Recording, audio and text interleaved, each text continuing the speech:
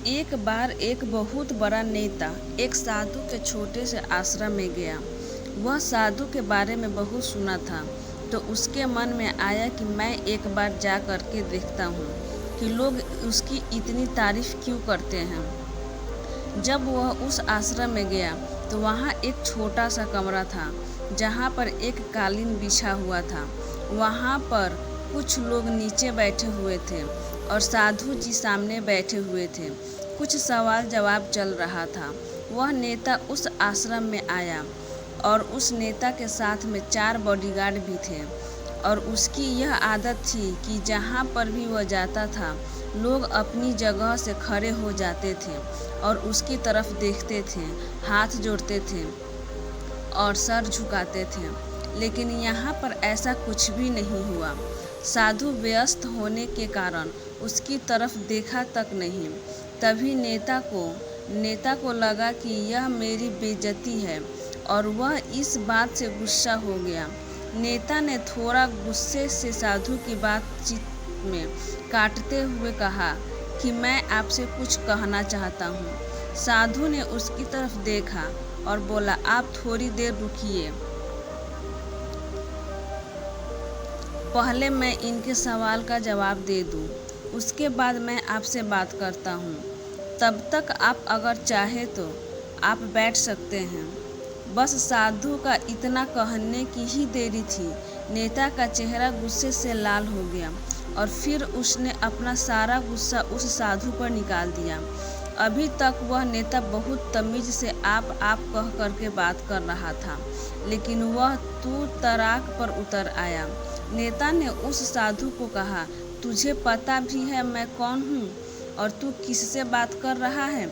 साधु ने उसकी तरफ देखा और कहा, मुझे इससे कोई फ़र्क नहीं पड़ता है कि आप कौन हैं, लेकिन आप जो कोई भी हैं, अगर आप चाहते हैं कि मैं आपके सवाल का जवाब दूं या आपसे बात करूं, तो आपको कुछ देर रुकना होगा।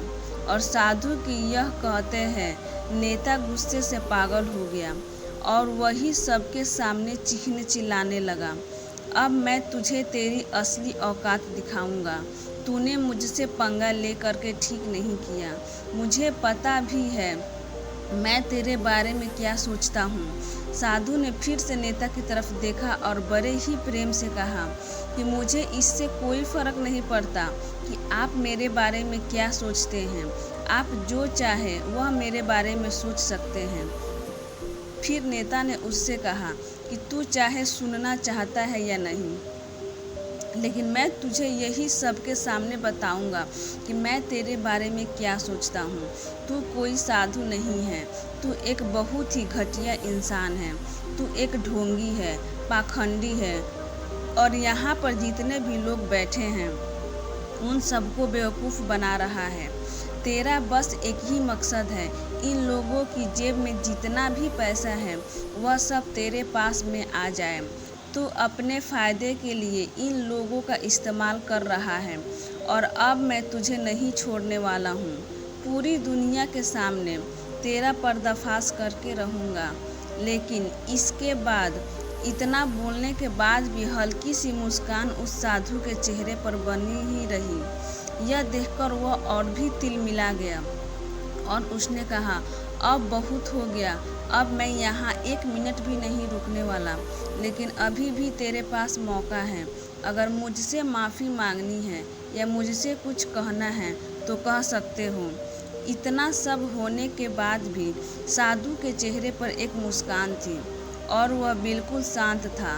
और फिर उन्होंने अपनी आंखें बंद करी और फिर साधु ने अपनी आंखें खोली, हाथ जोड़े और कहा कि मुझे आपसे कोई गिला शिकवा नहीं है। आपके लिए मेरे मन में कोई भी गलत ख्याल नहीं है। जो भी मेरे बारे में आपने कहा वह आपकी अपनी सोच थी, तो मुझे आप में कोई भी बुराई नज़र नहीं आती है। मुझे आप बहुत ही भले इंसान लग रहे हैं। और साधु के इतना कहते ही नेताजी का दिमाग 7वें आसमान पर पहुंच गया। उसके चेहरे पर एक अजीब सी खुशी थी, क्योंकि उस साधु ने वही कहा जो बाकी सब लोग उस नेता को कहते हैं और वह खुशी खुशी उस आश्रम से अपने घर की तरफ चला गया और जाकर अपने पिताजी के साथ में बैठ गया। उसके पिताजी ध्यान में थे। उन्होंने पूरी जिंदगी सिर्फ लोगों की सेवा करी और बदले में कुछ भी उम्मीद नहीं किया। तो थोड़ी देर बाद जब उन्होंने अपनी आंखें खोली और देखा अपने बेटे को अपने साथ बैठे हुए, तो उनके बेटे के चेहरे पर आज एक अजीब सी खुशी थी जो आज से पहले उन्होंने कभी नहीं देखी थी। फिर उसने एक एक करके सब कुछ बताया कि आज क्या हुआ, किस तरह से वह आश्रम गया और वहाँ पर क्या हुआ, उसने क्या कहा और साधु जी ने क्या कहा। जब उसके पिताजी ने पूरी बातें सुनी तो थोड़ा सा मुस्कुराए और अपने बेटे को देख करके बोले, उन्होंने तुम्हारी तारीफ नहीं करी क्योंकि उन्होंने वह नहीं कहा कि जो तुम हो, उन्होंने वह कहा कि जो वो खुद हैं। और तुमने जो भी कुछ उनको कहा वो नहीं कहा कि वो जो हैं, बल्कि तुमने वो कहा जो तुम खुद हो। यही बात वेदों में भी कही गई है, यथा दृष्टि तथा सृष्टि।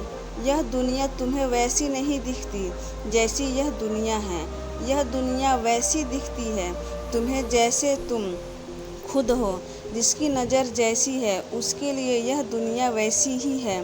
तो अगर तुम अपनी दुनिया को बदलना चाहते हो तो उसका सिर्फ एक तरीका है, अपनी नज़र को बदलो।